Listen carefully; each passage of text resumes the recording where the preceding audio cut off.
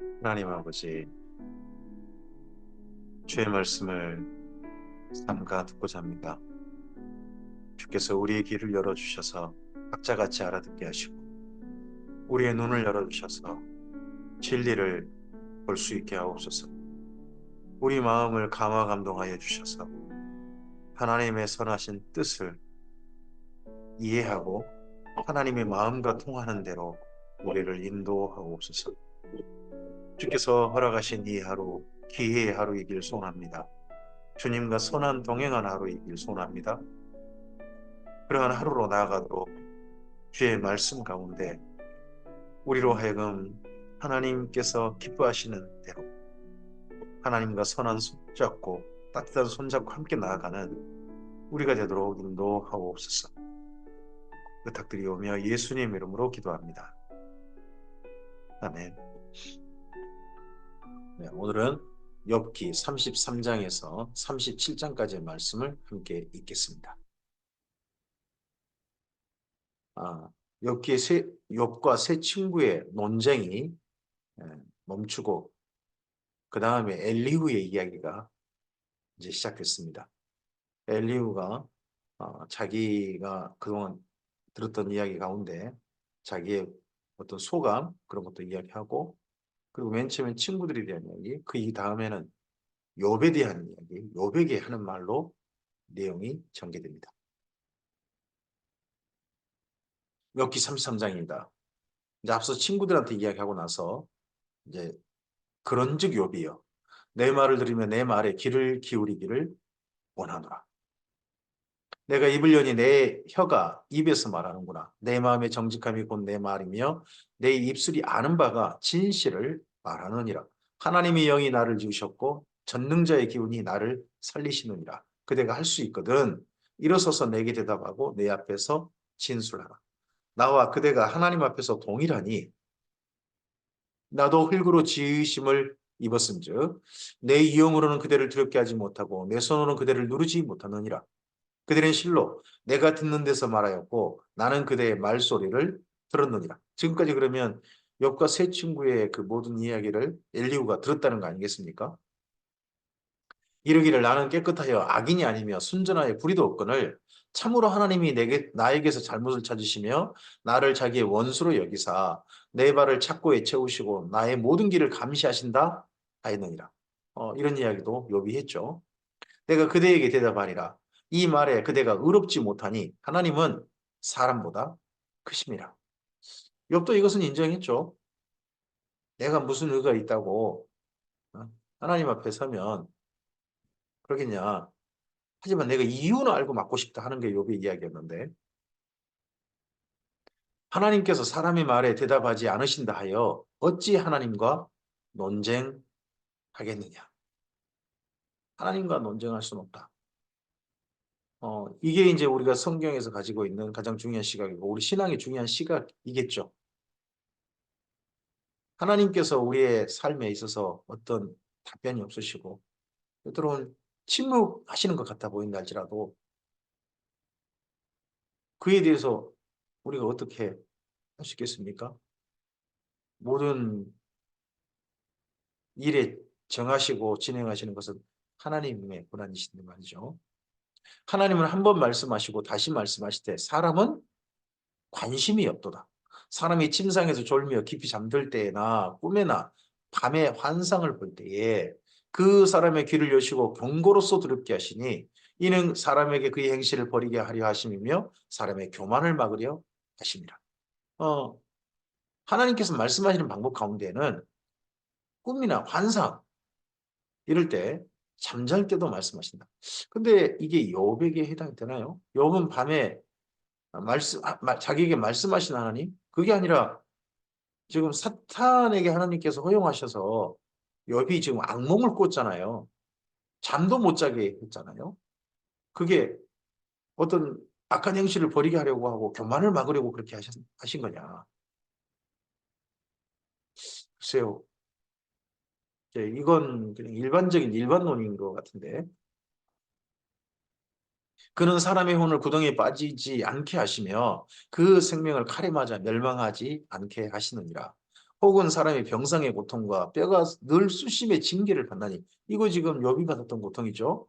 그의 생명은 음식을 싫어하고 그의 마음은 별미를 싫어하며 그의 살은 파리하여 보이지 아니하고 보이지 않던 뼈가 드러나서 그의 마음은 구덩이에 그의 생명은 멸하는 자에게 가까워지느니라. 욥이 지금 점점 유일한 희망이 제발 고통 없이 죽고 싶다 하는 거였죠.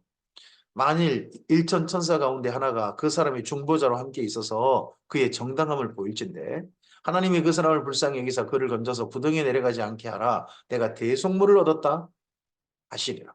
그런즉 그의 살이 청년보다 부드러워지며 젊음을 회복하리라. 이 당시의 믿음 가운데 어떤 천사가 사람의 중보자가 될 수도 있나 보죠. 그런 생각도 가졌던 모양 같죠. 일천 천사 가운데 한 천사가. 근데 진정 우리 성경에서 정말 하나님과 우리 사이에 중보자는 한 분이시다라고 하죠. 천사가 중보자가 될 수 없다. 하나님, 예수님만이 유일한 중보자시다. 하는 얘기를 하는데 그는 하나님께 기도함으로 하나님이 은혜를 베푸사 그로 말미암아 기뻐 외치며 하나님의 얼굴을 보게 하시고 사람에게 그의 공의를 회복시키시느니라. 그가 사람 앞에서 노래하여 이르기를 내가 범죄하여 옳은 것을 가르쳤으나 내게 무익하였구나. 욥이 이런 얘기 했죠. 내가 옳은 것을 가르쳤다. 실제 욥이 그렇게 했다고 이야기했죠. 근데 그것이 나한테 내가 범죄한 것 때문에 그 내게 무익했다. 예.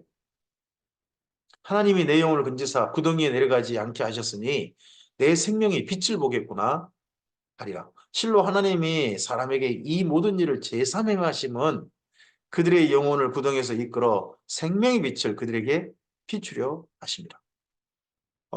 의인의 이게 오는 억울한 고난도 그들의 영혼을 구덩이에서 이끌어서 생명의 빛을 그들에게 비추려 하시는 하나님의 허용이시다. 악인에게 징계를 허락하시고 악인 스스로 올무에 걸려서 자기 스스로 올무에 걸려서 자기 잘못으로 말미암아 스스로 난처한 처지에 가거나 정말 어려운 처지에 가거나 했을 때 그걸 깨닫는 것은 생명의 빛을 보게 되는 일이겠죠. 근데 욥에게 이게 해당이 될까요?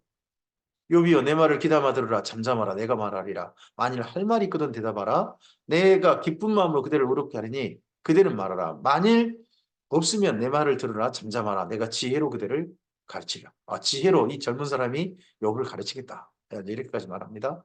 욥이 이에 대해서 뭐라고 대꾸하지 않습니다. 그대로 가만히 있기 때문에 그 다음 말이 진행되어집니다. 할 말이 없었을까요? 아니면 이미 말을 다 한 걸까요? 욥기 34장입니다. 엘리후가 말하여 이르되. 자, 이렇게 엘리후의 발언을 보면 엘리후가 말을 그냥 쉬지 않고 계속하는 게 아닙니다. 말을 일정 멈추고 그 욥과 세 친구의 반응을 살펴보고 그 다음에 말할 기회를 계속 이어가는 게 보입니다. 그러니까 엘리후가 하는 말이 예의 없이 무리하게 어른들 앞에서 그냥 나이 많은 사람들 앞에서 자기 말을 막 하는 게 아닙니다. 중간중간 끊고 말할 기회를 계속 얻어가면서 말하는 거 보인다는 거. 이것도 이제 우리가 좀 여기 뒤편에서 한 편 더 봐야 할 부분이지 않을까 싶긴 합니다. 지혜 있는 자들아 내 말을 들으며 지식 있는 자들아 내게 귀를 기울이라. 입이 음식물의 맛을 분별함 같이 귀가 말을 분별하나니 우리가 정의를 가려내고 무엇이 선한가 우리끼리 알아보자. 우리가 정의를 가려내고 무엇이 선한가 우리끼리 알아보자. 했던 게 사실 앞서서 욥과 세 친구의 논쟁이었죠. 거기다가 지금 여기 엘리후도 거기에 그동안 쭉 조용히 말만 들었던 엘리후도 여기에 또 참여를 했습니다. 욥이 말하기를 내가 의로우나 하나님이 내 의를 부인하셨고 내가 정당함에도 거짓말쟁이라 하였고 내가 허물이 없으나 화살로 상처를 입었노라 하니 어떤 사람이 욥과 같으랴 욥이 비방하기를 물 마시듯 합니다. 욥이 말하기를 사실 하나님이 내 의를 부인하셨다. 나는 정당한데 나를 거짓말쟁이가 되게 만드셨다. 내 허물이 없으나 화살로 상처를 입었다. 이런 말 실제로 했죠. 근데 욥이 이 말은 하나님께 대한 말이야 친구들에 대한 억울함. 너희가 뭔데 나를 정죄해? 하나님이라면 모를까? 뭐 이런 식으로 이야기한 건데 하여튼 욥의 이 말이 결국 하나님께 대한 말이 됐다는 거죠. 근데 욥이 비방하기를 물맛이 됐다. 사실 욥이 친구들한테 심하게 욥도 못 참고 막 그냥 막 하긴 했죠. 악한 일을 하는 자들과 한패가 되어 악인과 함께 다니면서 이르기를 사람이 하나님을 기뻐하나 무익하다 하는구나. 욥이 악하다는 사람들 그 친구들과 한패. 결국 그러니까 욥도 그 친구들 중에 한 사람 악인들 한편도 그렇게 되나요? 그런즉 너희 총명한 자들아 내 말을 듣라. 하나님은 악을 행하지 아니하시며 전능자는 결국 불의를 행하지 아니하시고 사람의 행위를 따라 갚으사 각각 그 행위대로 받게 하시나니. 이 말씀 맞죠? 사람의 행위를 따라 갚아서 각각 그 행위대로 받게 하시나니. 진실로 하나님은 악을 행하지 아니하시며 전능자는 공의를 굽히지 아니하시는. 아멘입니다. 정말 하나님은 그러한 분이시죠. 누가 땅을 그에게 맡겼느냐? 누가 온 땅을 그에게 맡겼느냐? 그가 만일 뜻을 정하시고 그의 영과 목숨을 거두실진데 모든 육체가 다 함께 죽으며 사람은 흙으로 돌아가리라. 한 번 죽는 것은 사람에게 그래서 정해집니다. 하나님께서 뜻을 정하시고 하신 것은 우리가 거역할 수 없고 어떤 사람도 하나님의 정하심에 네, 방귀를 들거나 거기서 삐져나오거나 할 수 없죠. 만일 내가 총명이 있거든 이것을 들으며 내 말소리에 귀를 기울이라. 정의를 미워하시는 이시라면 어찌 그때를 다스리시겠느냐. 맞죠? 의인들의 억울한 고난 그 가운데서도 하나님께서 정의를 선언하시고 공의의 하나님이시니까 정의와 공의의 하나님이시니까 우리의 억울한 고난도 하나님의 뜻 안에 있음을 믿고 우리가 받아들일 수 있는 거 아니겠습니까? 의롭고 전능하신 이를 그대가 정죄하겠느냐? 그는 왕에게라도 무용지물이라 하시며 지도자들에게라도 악하다 하시며 고관을 외모로 대하지 아니하시며 가난한 자들 앞에서 부자의 낯을 세워주지 아니하시나니 이는 그들이 다 그의 손으로 지으신 바가 됩니다. 네, 아멘입니다. 그들은 한밤중에 순식간에 죽나니 백성은 떨며 사라지고 세력 있는 자도 사람의 손을 빌리지 않고 제거함을 당하느니라. 그는 사람의 길을 주목하시며 사람의 모든 걸음을 감찰하시나니 행악자는 숨을 만한 흑암이나 사망의 그들이 없습니다. 우리가 어떻게 하나님 앞에서 우리의 행악, 우리의 정말 이불킥할 그런 잘못들, 그런 부끄러운 것들에 대해서 가릴 수가 있겠습니까? 낱낱이 다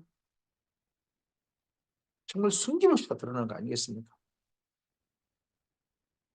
우리나라 사람들은 어떤 사람들은 법을 이용해 가지고 그렇게 약한 사람들을 아무리 봐도 벌보다 마땅한 사람들을 벌이 없다 해주거나 아주 벌을 가볍게 해주는 거 아니겠습니까? 어제도 한 분이 어, 정말 나이가 많은 분 한 분이 운전을 해가지고 자기가 과속하고 자기가 심지어 신호까지 위반해가지고 새벽기도 다녀오시던 여자 세 분을 갖다가 치여서 세 분 다 죽었단 말이에요. 근데 그분이 고령이라니 뭐 이런 것들 고려해가지고 한 분이 한 가정이 그 집과 타협 안 했는데 세상에 그분을 1년 6개월만 금고형을 또 나이가 많다고 해가지고 금고형을 해가지고 강제노역이란 이런 거 안 하고 세 사람이 죽었는데 그렇게 법원의 판결이 나왔더라고요. 이럴 수 있죠. 사람의 판결은.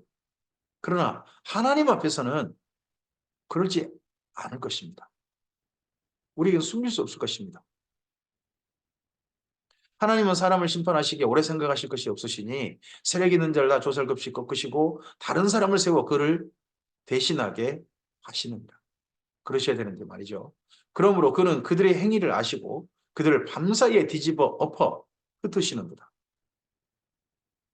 그들을 악한 자로 여겨 사람의 눈앞에서 치심은 그들이 그를 떠나고 그의 모든 길을 깨달아 알지 못함이라. 우리가 어떻게 하나님의 모든 길을 알 수 있겠습니까?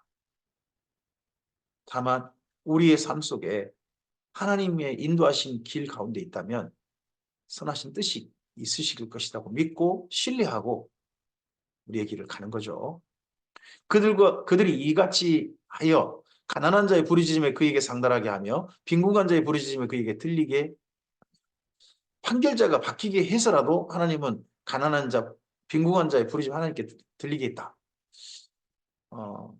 역사 속에 정말 그러했나 하는 생각이 이건 엘리후의 이야기 우리가 정말 그렇게 받아들여야 되는데 정말 그러했나 하는 생각이 들 때가 있습니다. 주께서 침묵하신다고 누가 그를 정죄하며 그가 얼굴을 가리신다면 누가 그를 배울 수 있으랴. 그는 민족에게나 인류에게나 동일하시니 이는 경건하지 못한 자가 권세를 잡아 백성을 올가매지 못하게 하려 하심이니라. 그대가 하나님께 아뢰기를 내가 죄를 지었사오니 다시는 범죄하지 아니하겠나이다. 내가 깨닫지 못하는 것을 내게 가르치소서. 내가 악을 행하였으나 다시는 아니하겠나이다 하였는가? 지금 욥이 이 일을 겪은 게 죄를 지어서 지금 이런 일을 당한 거다. 그래서 이 일에 대해서 내가 범죄하지 않겠습니다. 내가 깨닫음을 가르치소서. 이렇게 기도해야 된다. 내가 악을 행했으나 다시는 하지 않겠나이다. 이렇게 기도해야 된다. 이게 옳은 가르침일까요? 엘리후가 지금 맨 처음 엽기의 출발과는 좀 다르지 않나요? 엽기에선 처음에 여기 죄가 없어요. 죄가 없는데 까닭없이 지금 이런 일 당한 거잖아요. 그럼 엘리후의 말도 사실 젊은이가 나와서 이렇게 이야기했지만 내가 가르치겠다는 말로 가지고 했지만 글쎄요. 결국은 욥이 뭔가 죄를 졌으니 이런 일 당한 거 아니냐. 이런 이야기는 동일한 거잖아요. 하나님께서 그대가 거절한다고 하여 그대의 뜻대로 속전을 치르시겠느냐. 그러면 그대가 스스로 택할 것이요. 내가 할 것이 아니니 그대는 아는 대로 말하라. 슬기로운 자와 내 말을 듣는 지혜 있는 사람은 반드시 내게 말하기를 욥이 무식하게 말하니 그의 말이 지혜롭지 못하도다 하리라. 나는 욥이 끝까지 시험을 받기 원하노니 이는 그 대답이 악인과 같습니다. 악인이라고 하지는 않습니다. 악인과 같다. 그가 그의 죄에 반역을 더하며 우리와 어울려 손뼉을 치며 하나님을 거역하는 말을 많이 하는구나. 그러했죠. 욥의 말 속에 나는 온전하다. 하나님이 나를 단련하신다고 이게 단련이라고? 단련해봤자 내가 그 전부터 내가 정금인가 하나님도 아실 것이다. 이런 식으로 말을 했죠. 욥기 35장입니다. 엘리후가 말을 이어 이르되 그럼 거기까지 말하고 욥에게 어떻게 보면 말할 기회를 준 거겠죠.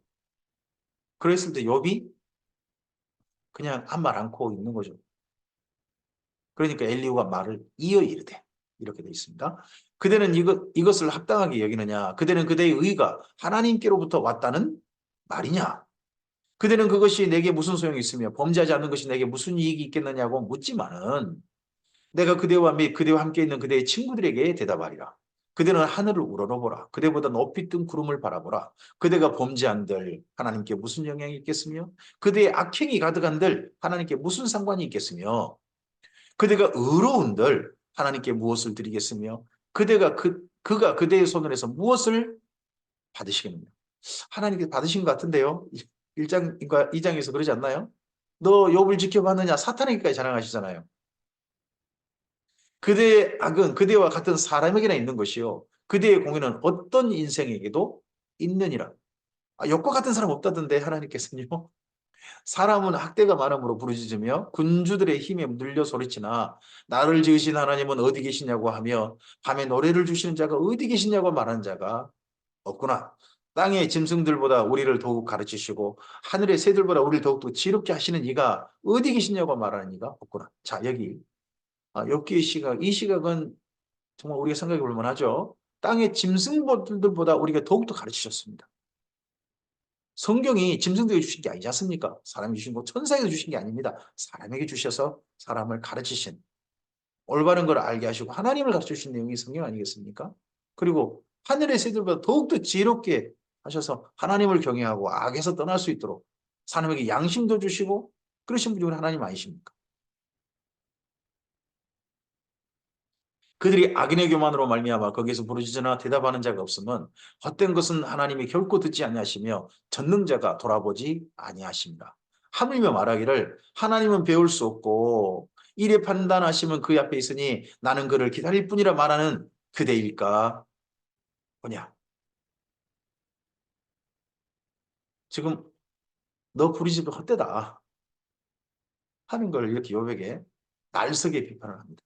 엘리후가. 그러나 지금은 그가 진노하심으로 벌을 주지 아니하셨고 악행을 끝까지 살피지 아니하셨으므로 욥이 헛되이 입을 열어 지식 없는 말을 많이 하는 거예요. 욥이 지금 그러면 벌 받는데 진노는 아니다. 이런 식의 이야기 아닙니까? 하나님께서 욥에게 지금 화를 내셨습니까? 여기 욥기 내에서 욥에게 하신 그 하나님의 모든 감정은 한 번도 화내신 감정이 없었는데 사탄에게마저도 자랑할 만큼 욥을 자랑스러워 하시는 분이 우리 하나님 아니셨습니까?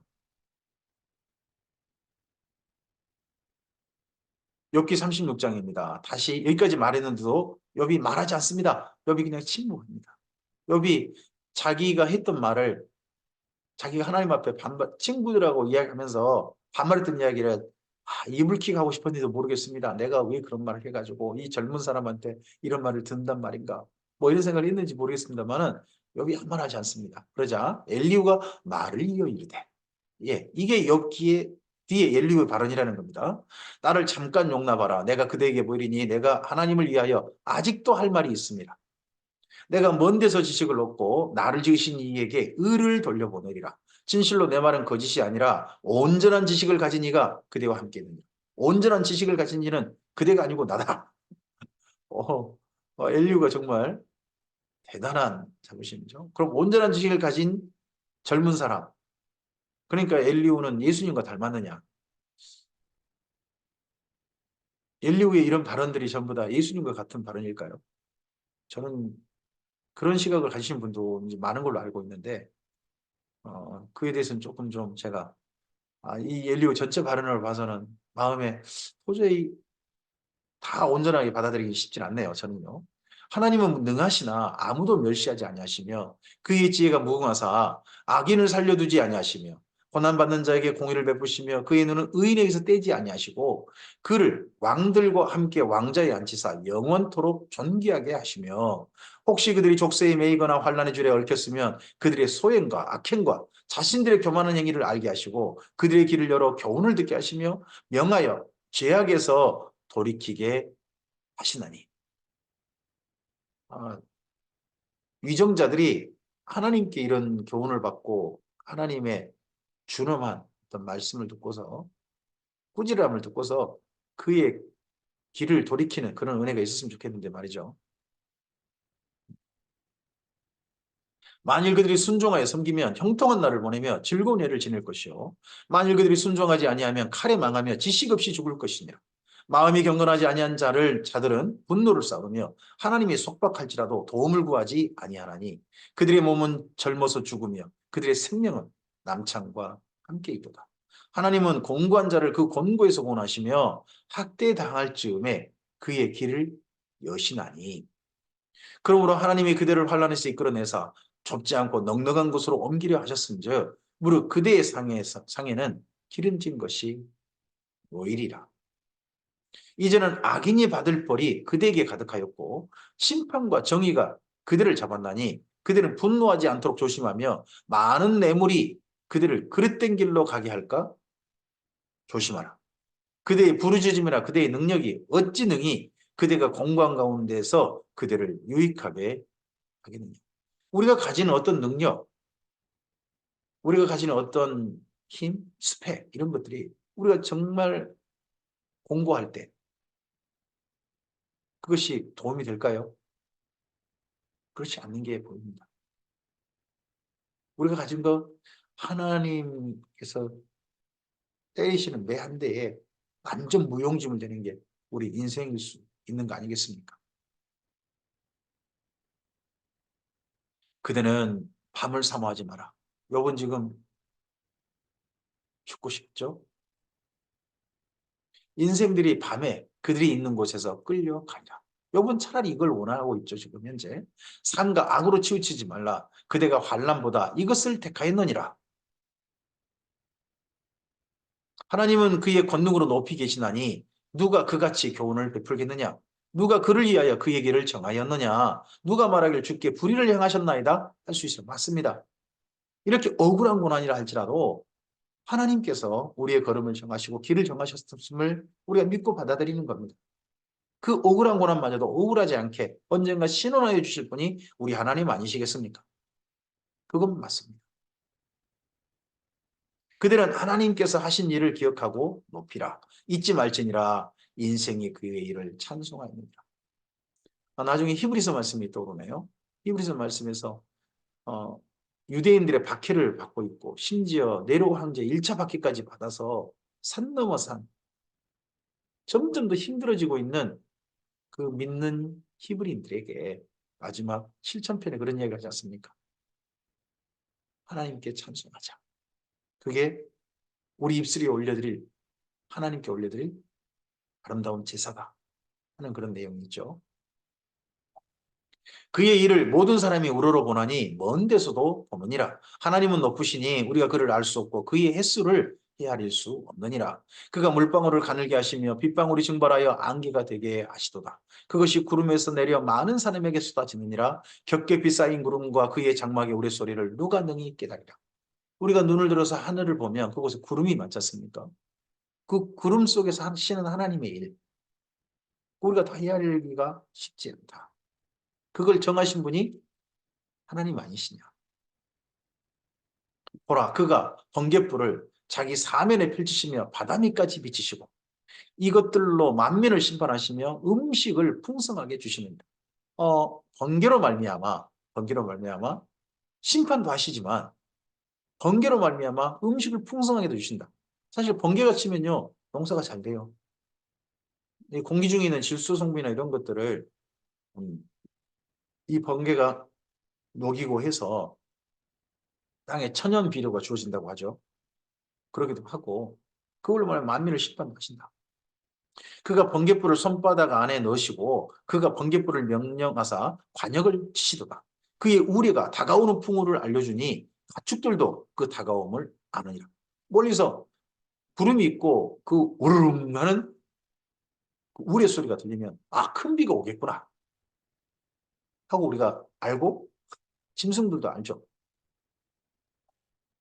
욥기 37장입니다. 이로 말미암아 내 마음이 떨며 그 자리에서 흔들렸도다. 하나님의 음성과 그 입에서 나오는 소리를 똑똑히 들으라. 그 소리가 우레 소리, 그 소리를 두고 이렇게 말하는 거죠. 그 소리를 천하에 펼치시며 번갯불을 땅끝까지 이르게 하시고 그 후에 음성을 발하시며 그의 위험찬 소리로 천둥을 치시며 그 음성이 들릴 때 번개를 멈추게 아니하시느니라. 하나님은 놀라운 음성을 내시며 우리가 헤아릴 수 없는 큰 일을 행하시느니라. 저 번개 하나 가지고도 구름 하나 가지고도 얼마나 많은 놀라운 일을 하시느냐. 사실 그러하시죠. 눈을 명하여 땅에 내리라 하시며 적은 비와 큰 비도 내리게 명하시느니라. 그가 모든 사람의 손에 표를 주시어 모든 사람이 그 지으신 것을 알게 하려 하십니다. 이 표가 무슨 표겠느냐? 뭐 당연한 의견이 있겠습니다만 만약 이 눈과 피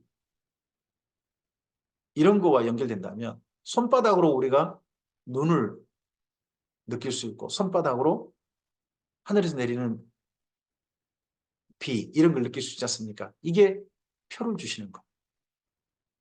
하나님이 지금 은혜를 베풀고 계신다는 표인 거죠. 우리의 손을 좀 펴서 오늘 지금 현재는 밖에서 비가 살짝 오고 있는 것 같은데요.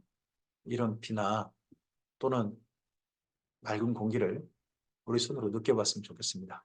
하나님께서 우리의 손에 주시는 표다. 오늘도 내게 생명의 날을 허락하시고 은혜를 베푸셨구나는 하나님의 표. 증거가 내 손바닥에서 느낄 수 있다는 거죠. 그러나 짐승들은 땅속에 들어가 그 초소에 머무느니라. 폭풍우는 그 밀실에서 나오고 추위는 북풍을 타고 오느니라. 우리 손을 펼치면 그게 또 기온도 느낄 수 있죠. 기온, 바람 세기 이런 것도 느낄 수 있죠. 하나님의 입김이 얼음을 얼게 하고 물의 너비를 줄어들게 하느니라.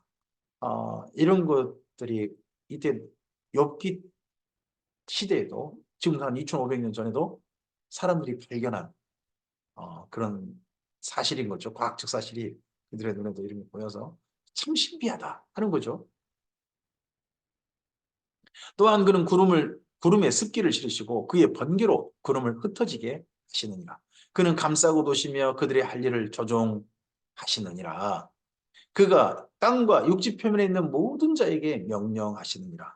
혹은 징계를 위하여 혹은 땅을 위하여 혹은 긍휼을 위하여 그가 이런 일을 생기게 하시느니라. 네, 이 비구름, 눈, 바람, 이 우레, 번개, 이 모든 것들이 땅을 위하여, 징계를 위하여, 혹은 긍휼을 위하여 이런 일을 하게 하신다. 같은 구름을 가지고도 하나님이 징계, 땅, 혹은 긍휼 다양하지 않습니까? 하나님이 하실 일 우리가 다 측량하기 쉽지가 않는 거죠.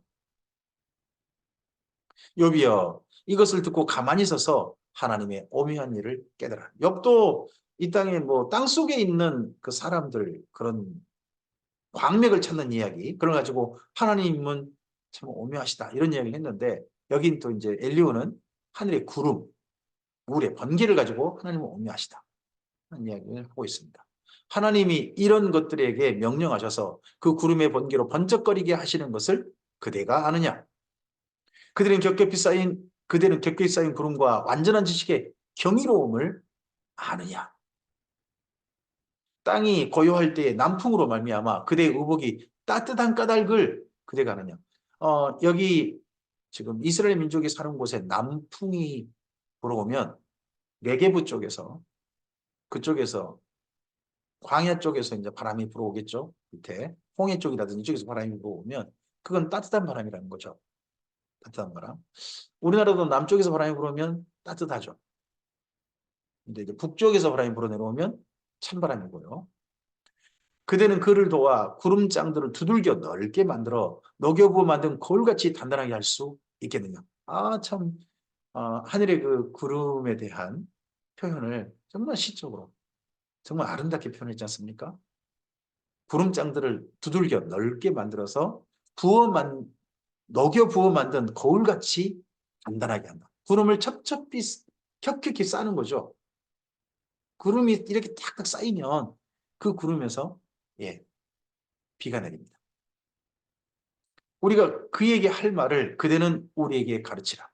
우리는 아둔하여 알지 못하겠는가? 하나님께 할 말? 우리에게 가르치라. 우리는 말할 수 없다. 이 말에 대해서 아, 아마 욥도 자기 입을 쳤을 것 같습니다. 내가 왜 그런 말을 해가지고 젊은이한테까지 이런 말을 듣나 하는 생각을 했을 것 같습니다. 내 입의 실수다. 내가 말하고 싶은 것을 어찌 그에게 구할 수 있으랴? 삼켜지기를 바랄 자가 어디 있으랴? 삼켜지기를 바랄 자가 어디 있으랴? 근데 이 땅에 하나님 차라리 저 좀 데려가 주세요 하는 분들이 많은데 힘겹고 어려운 분들이 많은데 말이죠. 그런즉 바람이 불어 하늘이 말끔하게 되었을 때에 그 밝은 빛을 아무도 볼 수 없느니라. 그렇죠. 우리가 하늘을 우러서 태양빛을 어떻게 눈으로 본단 말입니까? 봤다가 눈이 부실 뿐만 아니라 자꾸 보면 실명까지 위험할 수 있습니다. 북쪽에서는 황금 같은 빛이 나오고 하나님께는 두려운 위험이 있느니라. 북쪽에서 황금 같은 빛이 나온다. 심지어 뭐 오로라 같은 그런 현상도 이야기하는 것 같죠. 전능자를 우리가 찾을 수 없나니 그는 권능이 지극히 크사 정의나 무한한 공의를 굽히지 아니하십니다. 이 이야기는 엘리후의 이야기 가운데 하나님의 성품, 특히 정의와 공의에 관한 말씀은 하나님의 길을 우리가 다 이해할 수 없다는 그런 이야기들은 우리가 다 아멘입니다. 그러니까 욥기의 이야기에 있어서 일반적인 하나님에 대한 생각, 새 친구의 하나님에 대한 생각이나 그리고 여기 욥이 하나님에 대한 이야기나 또 엘리의 하나님에 대한 이야기나 다 사실은 아멘입니다. 근데 그것이 욥의 경우에 합당하냐 하는 거죠. 욥의 경우에. 그러므로 사람들은 그를 경외하고 그는 스스로 지렵다 하는 모든 자를 무시하시느니라. 오늘 여기까지입니다. 이상 이야기를 들으시고 하나님께서 드디어 나타나십니다. 그게 이제 우리가 38장에 읽을 이야기입니다. 욥과 세 친구의 논쟁이 있었고 엘리후의 이야기할 기회를 계속 얻어가면서 했던 긴 이야기가 있습니다. 32장에서 37장까지 그런 이야기가 있고, 그리고 난 다음에 이제 하나님의 말씀이 그다음 이어집니다. 드디어 하나님이 나타나셨습니다. 그 이야기를 우리가 다음에 이 다음 말씀이 이어서 그 다음에 또 이어가도록 하겠습니다. 욥기를 통해서 사람들의 이야기를 다양하게 생각합니다. 우리가 알고 있는 하나님, 우리가 세상을 보는 눈은요, 사람의 시각으로 보면 우리가 가진 안경으로 볼 수밖에 없습니다. 하나님의 온전한 시각으로 세상을 볼 수 없고 하나님의 온전한 시각으로 모든 걸 다 판단할 수 없습니다. 엘리후의 이야기도 욥은 죄인이다. 욥이 뭔가 잘못을 저질렀으니까 이런 일 당한 거 아니겠느냐 하는 시각에서 엘리후 이야기도 사실 다르진 않는 것 같습니다. 욥은 그 죄로 말미암아 이런 일을 겪은 게 아닌데 까닭없이 일을 겪고 있는데 말이죠. 하지만 그런 가운데서 하나님에 대한 분명한 또 우리 속에 바르게 알고 있는 것들이 있기에 오늘 우리의 삶이 하나님과 함께 동행하는, 하나님의 은혜 가운데 거하는, 하나님이 아직 그래도 품 안에서 벗어나지 않고 그 안에서 걸어가고 있는 우리이지 않을까 싶습니다. 오늘 우리의 삶 속에 다시 한번 내가 하나님에 대해서, 하나님이란 우리 하늘에 계신 우리 아버지를 얼만큼 바르게 알고 있는지 다시 한번 성경 말씀을 통해서 우리가 확인되었으면 좋겠습니다. 그리고 그 하나님 앞에서 오늘 우리의 삶이 다시 한번 바르게 정돈되어지고, 한결같으신 하나님, 우리가 다 측량할 수 없는 하나님의 그 부르심과 정하심과 인도하심을 신뢰하고 우리의 걸음을 힘있게 하여서 잘 걸어갈 수 있기를 바랍니다. 까닭 없는 그런 우리 삶에 도저히 이유를 알 수 없는 그런 일에 맞닥뜨리다 할지라도 그 일을 허용하신 하나님께서 까닭이 있으심을 믿고, 하나님께는 까닭이 분명히 있음을 믿고 우리 길을 흔들지 말고 잘 걸어갔으면 좋겠습니다. 그런 하루로 주님과 선한 동행하고 이어서 주께서 우리의 걸음을 기뻐하시기를 소원합니다. 감사합니다.